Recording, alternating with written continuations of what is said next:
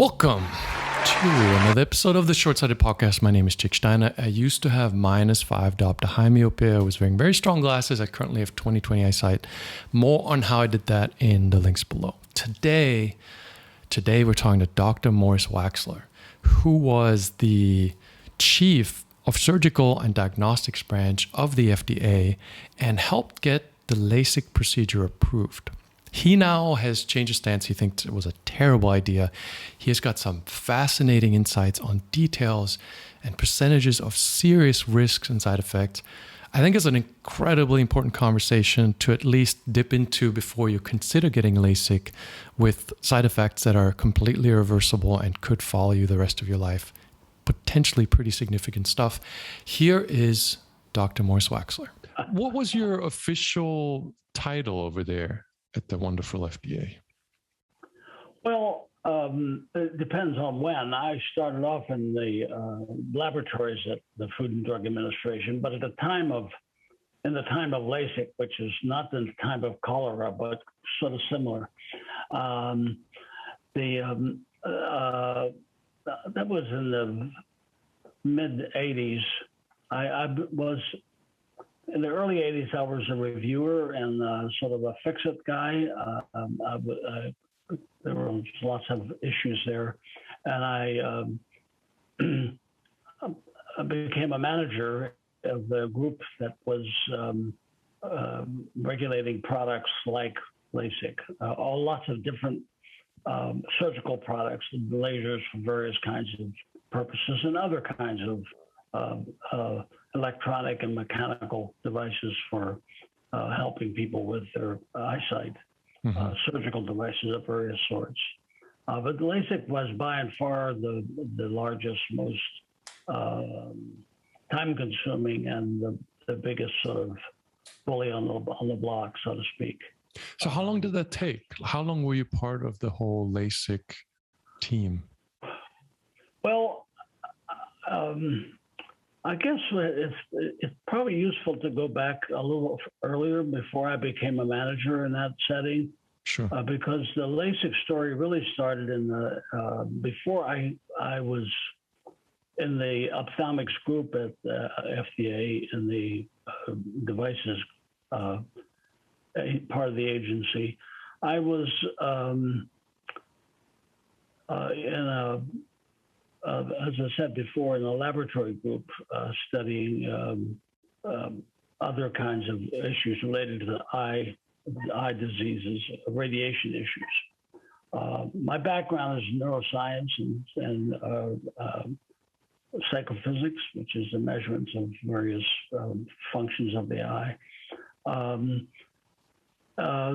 There was in the early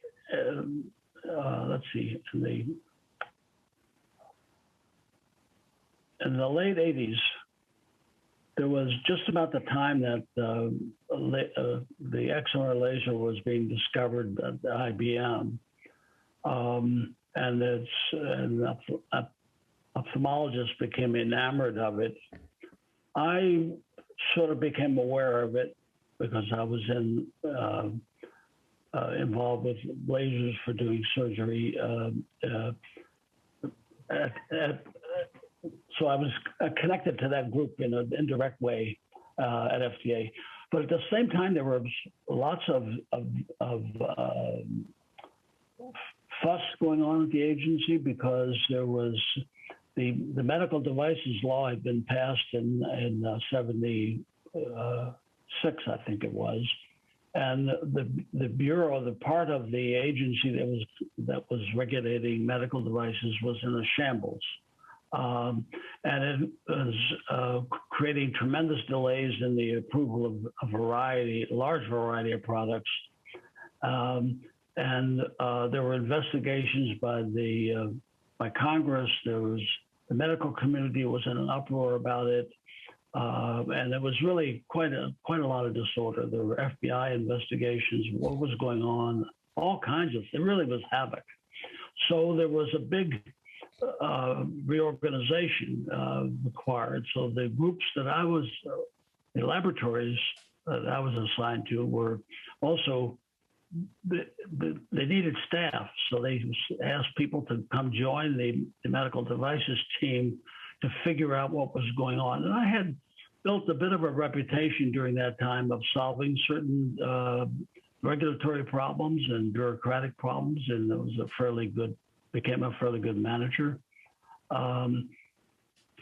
So they asked me to come over and solve some problems with another device, which I won't bother to really go into, which was an ophthalmic device, which had been in an approval status for like 6 years, up and down the ladder of yes, we'll approve it. No, we won't. Yes, we will approve it. No, we won't. So they asked me to come over and get it out of there one way or the other, decide what's going on here. Why are we not making a decision? So I came over and I solved that problem, not to everybody's satisfaction, but it was done with.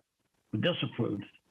It was, anyhow. So then there was at that time, there was a lot of issues related to Lasik. Was that initially was called PRK? I don't know if you're familiar with that. Yeah, totally. It was initially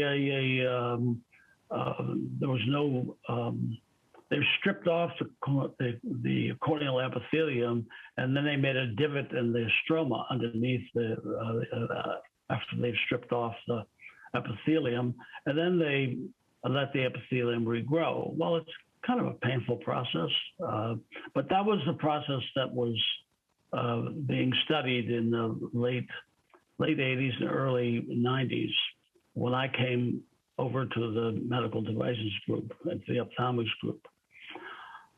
So I was partly a reviewer in the ophthalmics group, but also partly a person that was looking to see why there was so much disorder. And so I figured out a number of problems, bureaucratic, organizational problems, and fixed them.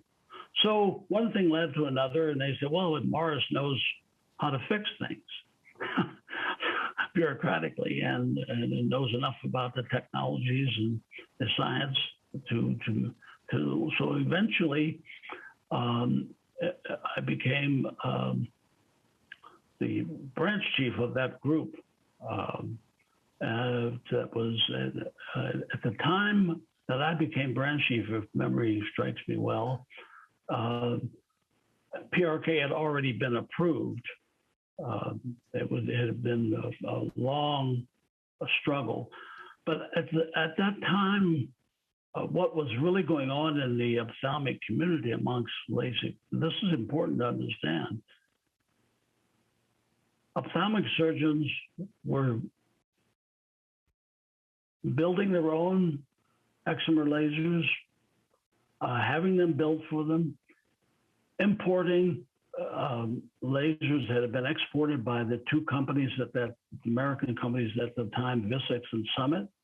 Those two companies were exporting their lasers to Europe and other places, and various ophthalmologists re-importing them, using them on patients without any FDA approval. Really? Oh yeah, this was a big. And so one of my jobs that occurred that was before I became a manager, before I had any official status in the ophthalmics group, my job was to shut them down, to shut these illegal operations down, which I did with the help of some other folks. It was quite a do. We used a variety of techniques to shut them down, and I found out who was building them, and met with them and said, "Look, you either shut it down voluntarily, or we're going to come and destroy them." Now there was a lot of bluffing there on my part, because I knew that the agency was not really interested in a lot of seizures in doctors' offices, because FDA did not regulate doctors; they regulated the manufacturers. So they had a lot of concern about what would happen. But nevertheless, I was sent out to get them under control, and I did. So in the meantime, the agency approved PRK, the, but at the same time, already refractive surgeons were using the excimer laser that had been approved for PRK. Already they were using it off-label, so to speak, for Lasik. So next came my next task from my having been so successful in shutting down the illegal operators. Now my task was to read the riot act to those refractive surgeons who were out in the open using Lasik, doing Lasik with these approved lasers that are only approved for PRK. So it was a little bit of a trick to figure out how to do that. But I've worked out an arrangement. I was actually asked to go down and meet with ASCRS. I don't know if you know what ASCRS is, but ASCRS is the big American, I think it's called the American Society for Refractive and Cataract Surgery. So this was a big premier group with all of the heads of all of the refractive surgeons and cataract surgeons. So my upper level bosses said, okay, you go down, Morris, and you talk to them, and you tell them that they cannot continue doing LASIK. They have to submit data for LASIK. Now, to back up just a bit, the FDA only regulates the manufacturers. The manufacturers said, we don't care about LASIK. You can't force us to do studies on LASIK. We're fine with PRK. And they're doing it off-label. That's not our problem. That's the problem of somebody else.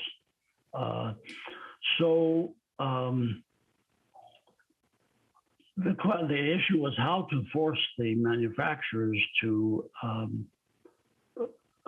conduct trials of LASIK. They were reluctant to do so, but they were also one of the income from the use of their lasers to use the off-label LASIK. So there was a hand-in-glove operation between the refractive surgeons and these manufacturers. And there were more manufacturers coming online, asking for approval for PRK. So when I went to meet with the leadership of ASCRS, the question was how to force them to conduct a clinical trial. So I figured out a way to do that. Essentially, I talked with a couple of the leadership there, and I said, look, if you will conduct a clinical trial as a group of doctors and submit that data to the FDA for each of the two devices that were now on the market, the Summit device and the Vissix device, we will take that data under consideration for approval. And then if we see that data is adequate, then we will induce the manufacturer to buy that data from you, to buy what is called a pre-market approval authority, to buy the pre-market approval from the docs. Mm-hmm. So they agreed to do that, and which was quite a bit of an accomplishment in some respects. However, you'll notice I'm not talking about anything to do with the reality of what's going on the cornea. This is all bureaucratic and power play issues, which I was really quite good at solving those problems. In the meantime, there are lots and lots of folks getting LASIK off-label. When was this? What's the time frame when this was going on? This was going on in, I think it started probably in 93. The off-label uses. It probably started earlier than that, actually. Some of it started in 91. Was it approved at the time in Europe because they were exporting machines, or was it not? Do you know? I do not know, actually. Okay. I was not following that part of the Makes story. So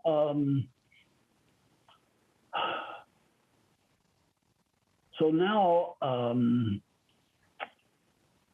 I became the official head in 90, I guess it was in 93, I became the official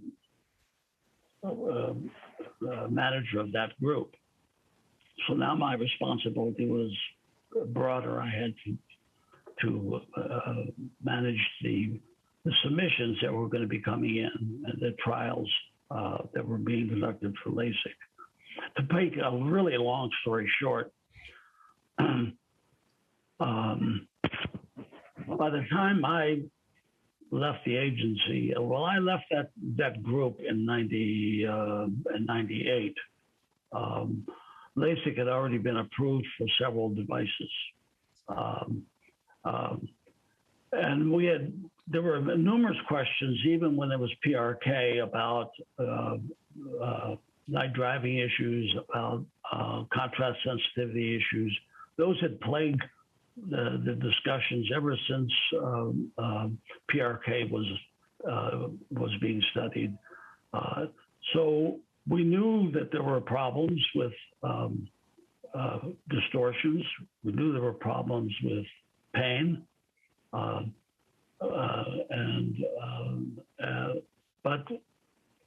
they were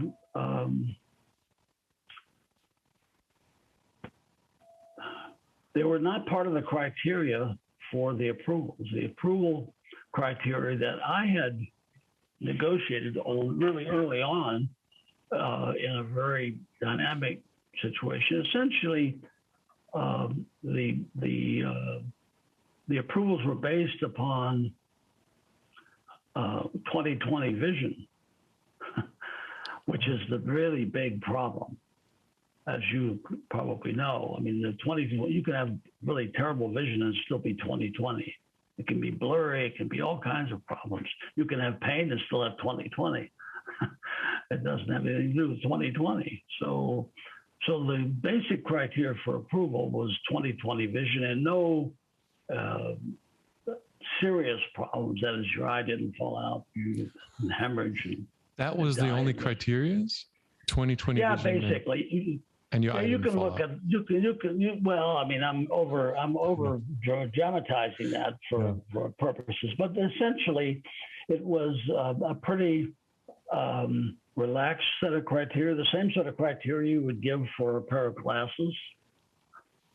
You know, even though you're actually cutting the eye and taking out a divot and doing things that you don't do with a pair of glasses or contact lenses. So the criteria were pretty okay for the ophthalmic panels, which is mostly filled with ophthalmic surgeons. So did the criteria ever change, or is that still the... No, the criteria has never really changed. No, not at all.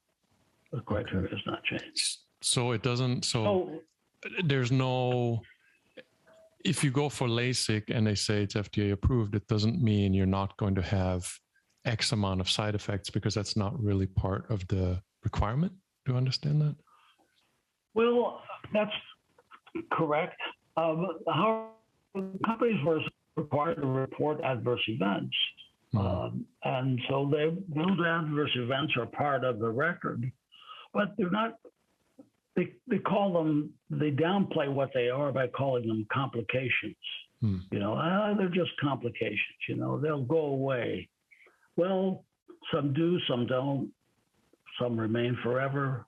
I mean, dry eyes never goes away. I mean, it stays. And some people, it's really, really, really awful. And it's part of a corneal neuropathy syndrome. How common is that? About 30%. 30%. Have severe dry eye and corneal pain and corneal neuropathy. About 30% 30%. Do people, where do people go find this information? Does anybody have to disclose it? I sent you that I saw that. Is in the, oh no, I have it. But like if I went to go get LASIK, do they have to tell me this? That there's a 30%? Well, that's the rub. They don't have to tell you anything, and they don't. And they're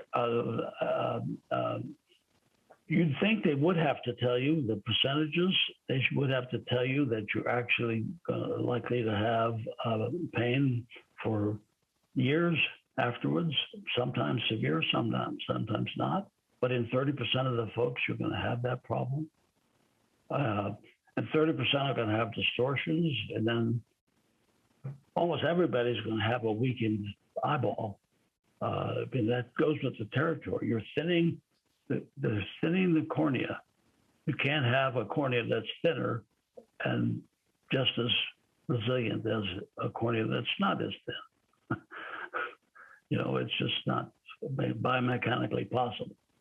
So how does it happen, right? Like, was it already approved and then we're getting these studies, or did that just never become a part of the process? I'm curious, like how throughout this, it's possible that there's such severe side effects without that either being them forced to disclose it or it being modifications required or taken off the market or anything. Well, there are several reasons for that. One is that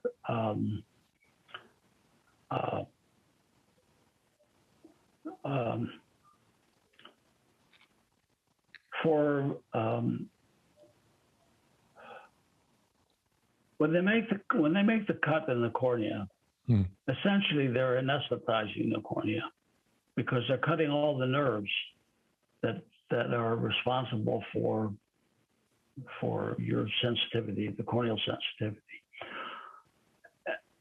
So that actually means for a short while, 3, 4, 5, 6 months, you're not going to notice that there's any change in subsequent pain, subsequent corneal problems, because for a while it's anesthetized, the cornea. However, those neurons do not grow back properly. They grow back in many people. And some people, they don't grow back for at least, I don't know how long they've followed it out now, maybe 5 years. They don't grow back properly. So not growing back properly means that there's a bit of disconnect. It's like having an amputated leg. You still feel the leg that's not there. So this syndrome of corneal neuropathy sort of slowly develops over the first year or two. Sometimes it's faster to develop.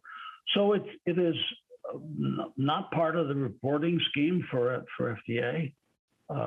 They only required reports up to a year later. So you don't pick up all of the really difficult problems, but fortunately there have been a number of studies, and I sent you those citations that have followed people for much longer, and so that's where the 30% comes in. No one knows exactly sure because no one's done a prospective study that follows people for 10, 15, 20 years. But the data that exists suggests around 30%. And that's consistent with a little bit of data that exists in FDA's database, which is accessible on FDA's website. And I cited those references also. But an ordinary customer that comes into a LASIK clinic is not going to be given that information, is not going to know where to look or what to look for. And FDA's required, the FDA required the manufacturers to provide a brochure, but the brochure has very little relevant information. And the clinics do not provide even that brochure. If you look at what the clinics provide, it's a very they don't even give a list of the problems actually, and they give no numbers whatsoever. They just talk about a 95% satisfaction rate, which is a bogus number to begin with, but satisfaction.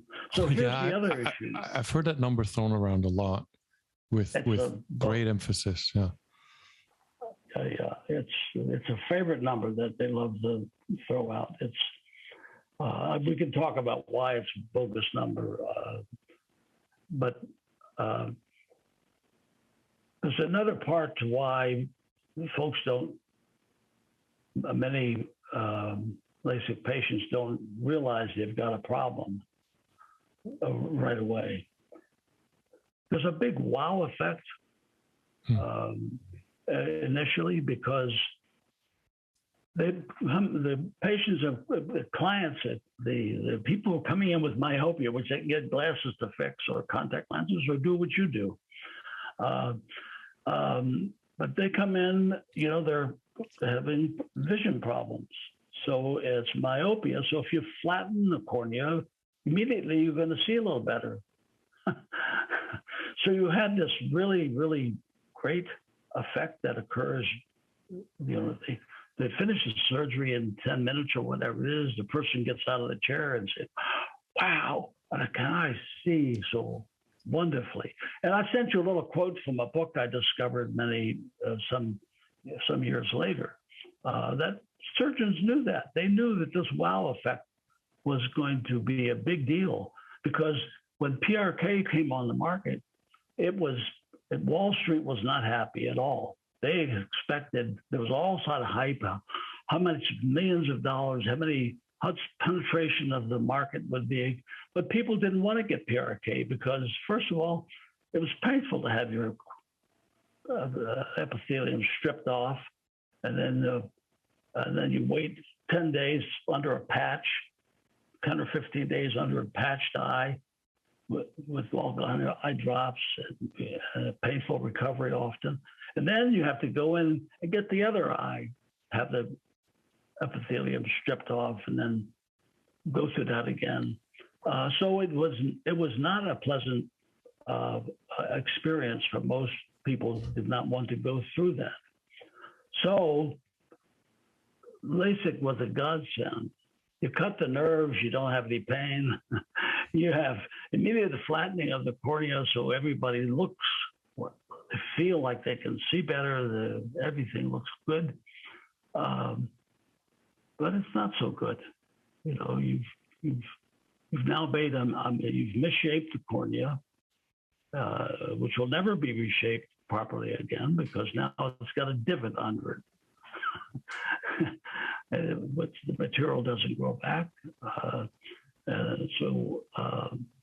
So you have whatever distortions were introduced by this little thin piece of cornea that they made a flap of. They have to put that back over the hole, and sometimes it goes back over the hole nicely, sometimes not. They have to straighten it out a little bit. It's thin. It's really thin. So stuff gets trapped under it. They have to go and take the crud out from under it sometimes. So there's a lot of particular things that can go wrong, and some they do often.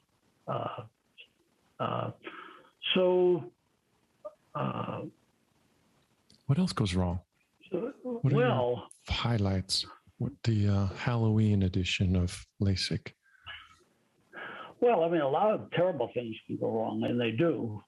Most of the really terrible things go wrong immediately are fortunately a low rate. The only way you can cut the cornea make a flap is to put the eyeball under a lot of pressure to stiffen it, because it's squishy. If you try to cut it, the blade is it's squishy. So you make it solid by putting under the enormous pressure. what happens when you put it under enormous pressure? It means it closes off the arteries that feed the back of the eye, that feed the retina for a short time. But the pressure may be, normal pressure is maybe 15 milligrams of mercury, and it goes up to like 200 for a short time. So the artery gets slammed down for a short time. And in most people, that is not a big problem. But in a few people, the arteries break, which means they bleed, which means they go blind or they die. It doesn't happen often. What's not often? Maybe, well, I don't know that anyone knows the real rate. I think in some of the material I sent, I have a rate of maybe 0.05. But how many? What is an ethical rate for making someone blind because you didn't want to give them glasses or do what you do or give them contact lenses? I mean, what is an acceptable rate of someone? Ask car manufacturers. Yeah, exactly. Would you buy a car that had a rate of blowing up every so often? Why not? I think this is important though, because as we're like you and I are having this conversation, right? But I almost got LASIK. And I think the thing that talks me out of LASIK is exactly this kind of discussion of the things that can go wrong, right? Because the LASIK surgeons sell it pretty strongly. Right. So there's that, you're trying to weigh out my friend got LASIK and it was fine, right? Like we have all of this anecdotal evidence. There's also plenty of anecdotal evidence of it not going fine, but there's that, right? And then the surgeon who looks super credible, they've got their nice clinic telling you this is going to be great. So I think it's really important on the opposite side to have the semi-graphic conversation of the things that go wrong and how often they do. Right. Yeah. So squishing the eyeball, right? Increasing the pressure by tenfold. So in addition to at the same time they're creating this incredible pressure so they can make the slice, they're also banging the eyeball with a laser. I say banging it because I want to be graphic. I mean, they portray this as a gentle pulse. Yeah, in some sense, it's a gentle pulse compared to other kinds of lasers and other kinds of pulses. But it produces a shock wave inside the eyeball, which is now rigid. So you have an eyeball that's under pressure with a shock wave that's coming in, pulling things in and out for a short time, no doubt, for a short time. And at the same time, you're weakening the cornea by thinning it. Well, I wouldn't say thinning it. You haven't thinned it yet. You weaken the cornea by removing, when they make the flap, all of the collagen fibers that secure that flap are cut. So all of that mechanical rigidity is loosened. So that's why they want to make a flap, because they want to pull it open so they can get to see the stroma, and they can then take the stroma out. So they've immediately weakened the eyeball while it's under pressure, and now they're going to take a laser which is going to go, and each of those little, I don't know how many pulses it takes, and so many pulses per microgram of tissue has been calculated. So they calculate that out. It happens real quickly, but all of those pulses are creating pulses within the eyeball. Now the eyeball is filled with what? The eyeball is filled with gel in the posterior chamber, and that gel is not just flapping around; it's connected to the retina with little strands, and so it's being pulled back and forth. So there's an eyeball under pressure, the arteries close down shortly, and the gel being pulled back and forth. Short time? No, not trivial though. So now you make the divot. Making the divot is removing a tissue. You're thinning the cornea forever. So what happens inside the eyeball? Everything moves forward because the cornea is weaker. This puts more stress on various parts of the back of the eye. Most of the time, that stress doesn't immediately cause any problems, but there are pieces of vitreous, that's the gel in the back of the eye in the posterior chamber, they get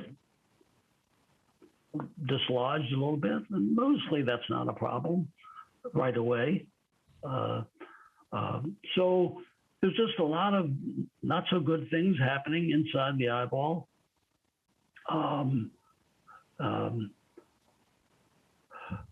So you have now a weakened eyeball that's distorted and has neuropathy. So now that's not a good picture. The fact that 60% of people come out okay is kind of remarkable, actually. I mean, it's in some ways that's a kind of tour de force. But on the other hand, the other folks are not doing so well. But the surgeons don't care because the surgeons have long since put their money in the bank. The patients have gone on, don't know that their guy. Most of them don't attribute their complaints to the surgery because some of it doesn't happen for a couple of years. And even if they come back, they're given a lot of gaslighting about, oh, well, we never see this problem. Neuropathic pain, never saw it. Never saw it. Oh, distortions, no, it happens. It'll go away. It'll get better. It'll resolve. Your night driving problems, there won't be a big deal. Your photosensitivity, nah, it's not a problem. And you mentioned other chronic issues and late onset stuff that aren't disclosed.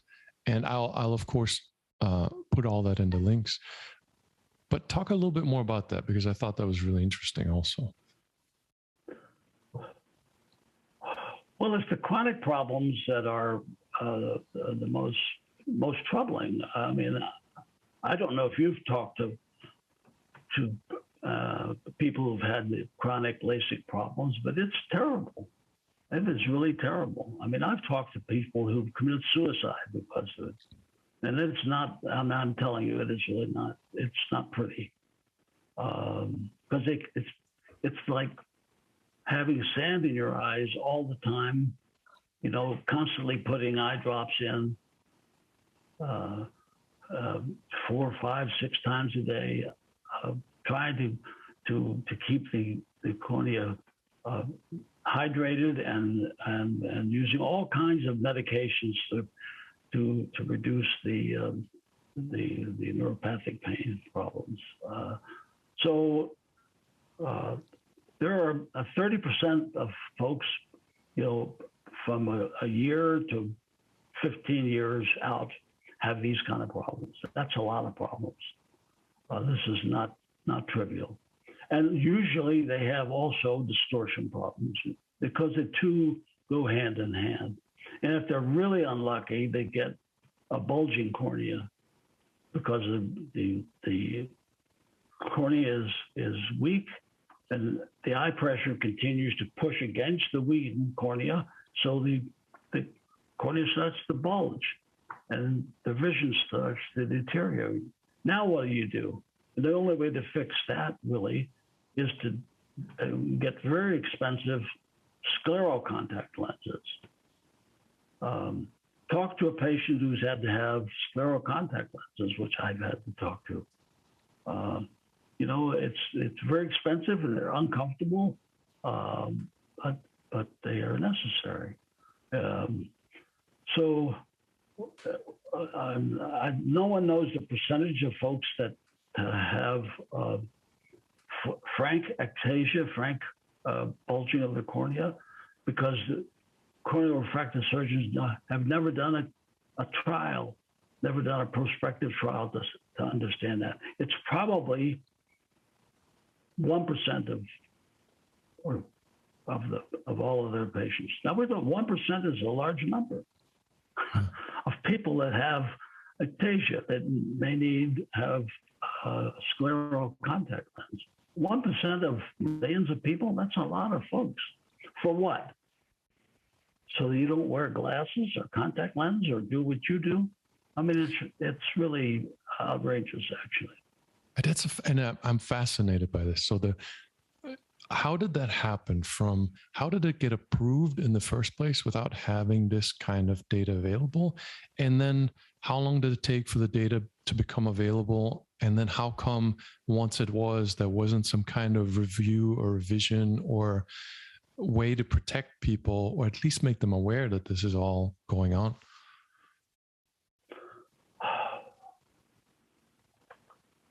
Oh my gracious! Well, some of the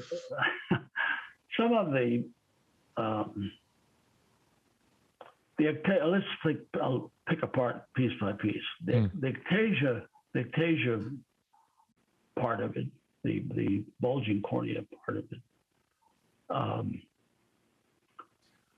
FDA and everybody from early on, from the days of radial keratotomy, knew that if you thin the cornea, you have a good likelihood. If you thin it too much, you're going to have a bulging cornea. But what is too much thinning? and how do you measure how thick the cornea is to begin with? So you need a device to measure the thickness of the cornea. It's not like you get a piece of meat on a piece of table. You can measure it with an ordinary measuring device. You have to have a special kind of device to measure it. So there's a lot of error in that measurement.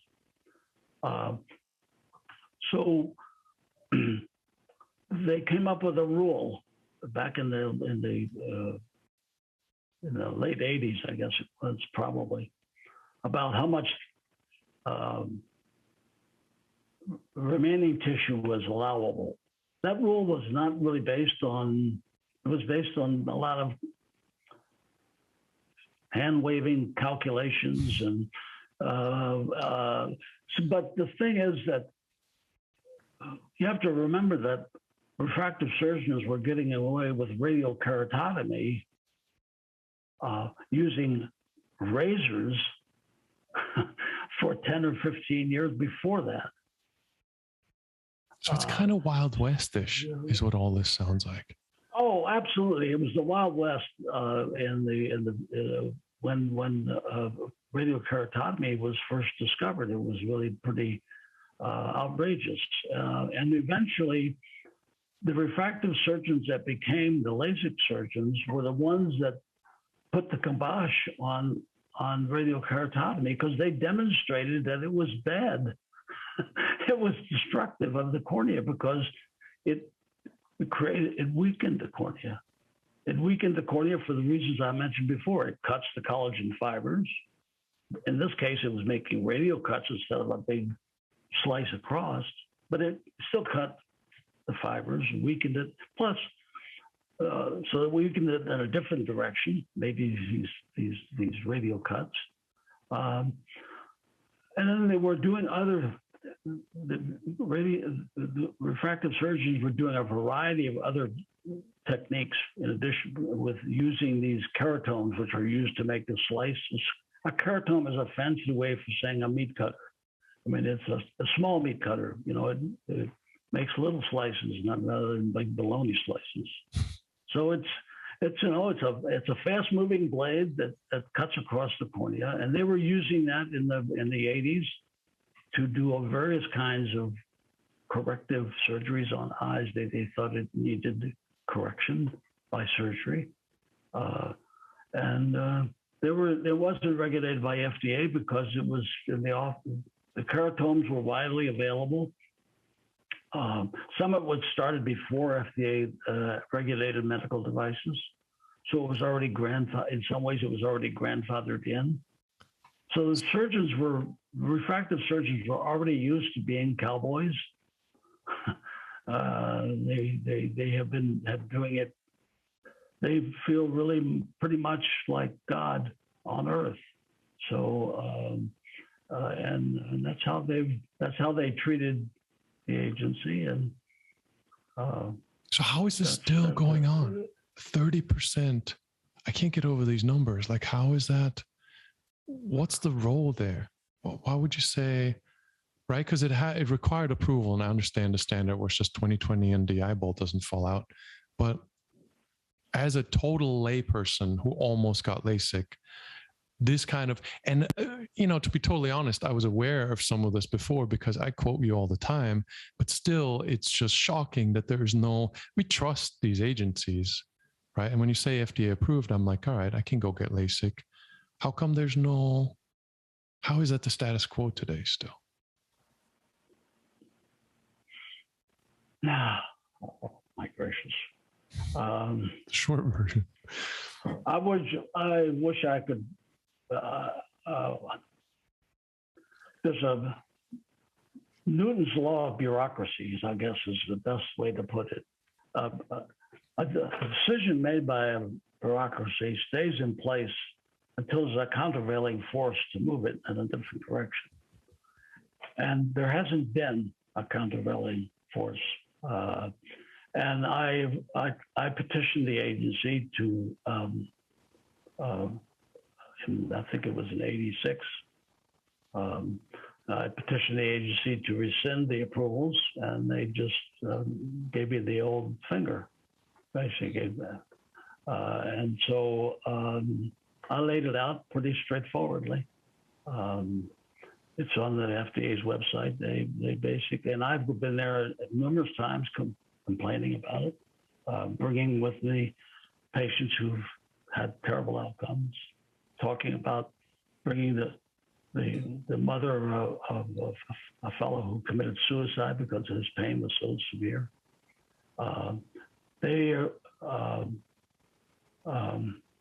They're connected to the decision, and they're not going to reverse that decision until some calamitous thing happens, unfortunately. And the other problem is that the 30% figure is a chronic figure. FDA doesn't they give their approval on short-term effects, 6 months to a year. They don't, it's not our problem, FDA, basically. And they did a little study that they did in collaboration with a few years ago to try to, partly in response to my petition and complaints by. I saw there's some 2-year study, right, that was going on. What's that? There was some 2-year study where they promised they were going to. Yeah, exactly. And so they used that study to, I think I've forgotten the name of it. It's a real bogus study. It was sort of a best case study. We had all the best case surgeons, all the best case patients, all the best case care, and they followed them for 2 years. And they said, everything's just fine, just ducky. And it's, so they don't want to hear the published data that I have cited and other people have cited, and it's in the literature about the 30%. It's not something I made up out of my head, I mean, I gave you all the citations. It's actually there. The FDA knows that data. And in their response to my petition, they acknowledged that I was correct about the 30%. It's really, and when they said that, I actually sent them back a request. You can do this legally. It didn't make any difference. I sent them back a snotty re-petition to say, look, you said you agree with the 30%, and yet you don't want to remove it from the market. What's going on here? They didn't respond. So I think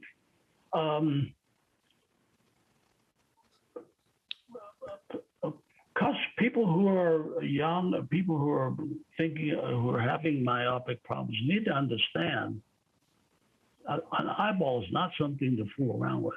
Cutting an eyeball, if you're going to go in and potentially have surgery on the eyeball, there has to be a really, really good reason to do it. I mean, I get injections in my right eye because I have macular degeneration. I would never have anybody put something in my eyeball unless I had to do it. It has caused that macular degeneration to stabilize. I have a stent in each eye because I have normotensive glaucoma. That has stabilized my eye so I don't go completely blind. That's fine. If you're going in because you have myopia, think carefully about somebody cutting your eye so that you can not wear glasses, or not wear contact lenses, or not do what you do. I mean, ask serious questions. What is the percentage of people that have pain afterwards at 1 year, at 2 years, at 5 years? Ask serious questions. And if they give you a lot of arm waving, it's never a problem. Ask them about neuropathic pain. I mean, ask them, what is the percentage of neuropathic pain? And by the way, if you know that neuropathic pain occurs, what is an acceptable rate? If you know that somebody's going to have pain for the rest of their life because you gave them good vision, is that an acceptable trade-off? If it's one person in 1,000 and one person in 10,000, is that acceptable? Should you tell people what that rate is? You know what that rate is. And there's another question I have, and this is what's the best place for people to go or to send people to look up like a compendium of resources that you would recommend, generally speaking? Is there? Because I send people to like Lasik complications, and I have a bunch of citations and articles on our website, but I just wonder if there's another resource that seems independent enough to have this kind of information. I have sent you probably, I think Paula Kofer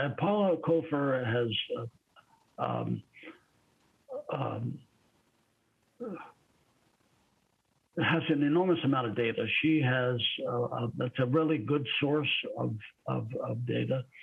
When you say, it would be nice if there were a click-on place where, for example, the information that I sent you could appear. So if someone was going in to thinking about LASIK, they could click on it and say, oh, the surgeon told me that it's 95% satisfaction. I mean, what does that mean? I mean, are people that satisfied? I mean, if there's a place that people could poke and say, we have lots of apps.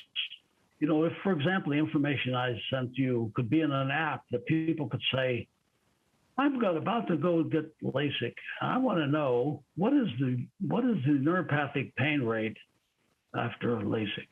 What is the distortion rate after LASIK? If they could hit a button like they hit with other apps, and it goes to the tables that I sent to you, and that links to the data that are in those citations, I think people would back off of it. Yeah. I would hope they would, because they're not going to get it from the surgeons. The surgeons don't want to tell these folks coming in for surgery the truth, because why would you tell somebody coming in that, here, I have a car here, it's probably going to blow up maybe in 2 years, you don't know when exactly, but it's probably going to, blow up. But that's, maybe the brakes might fail in a few years. It'll be okay for a while. Would you go buy from that car company? I don't think so. Would you buy a toaster that would, burn the house down? I mean, it's like, come on. Yeah. But the surgeons have no motivation to provide that information. So someone has to provide it. I'm not able to make apps. I can give people the information, and you can make an app, or somebody can make an app. Or you can fund an app. I'm not able to. Maybe almost 85 years old. I'm not going to be making an app. it's a money problem, right? Like the same thing that we're doing, where I'm saying that when you go in and you buy glasses, they make your vision worse. There's tens of thousands of studies on Google Scholar that show minus lens wear causes axial elongation of the eye. The treatment causes more myopia. But the person who sells you glasses isn't required to tell you this. And Correct. me saying this doesn't make any money. So I can't market it. I can't buy Google ads for this. So there's no exposure because the truth in this case is not profitable, right? Correct. So I think that sounds like that's the same issue, right? Like, yeah, I mean, it's the people that are having the problem. I've talked to many Lasik patients who have these problems. Some of them start really early after Lasik. Not all of them start a year later. A few of them start really early and persistent, but they get a lot of shucking and jiving by the surgeons and pushed out. But I've talked to many of them, and they have many of them. Their careers are ruined. Some are graphic artists who can no longer do what they used to do. So they don't have the wherewithal to sue, and the few that have sued are not successful because where do you find an expert witness that's going to testify? I've testified in a few cases, and it's not. I don't have the stature. I'm not a refractive surgeon, and the few refractive surgeons that have stood up to this are no longer practicing.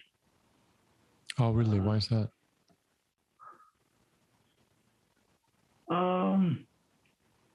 Because they get shunned by their colleagues. They don't get business. So it's not a pretty picture. So I'm not sure.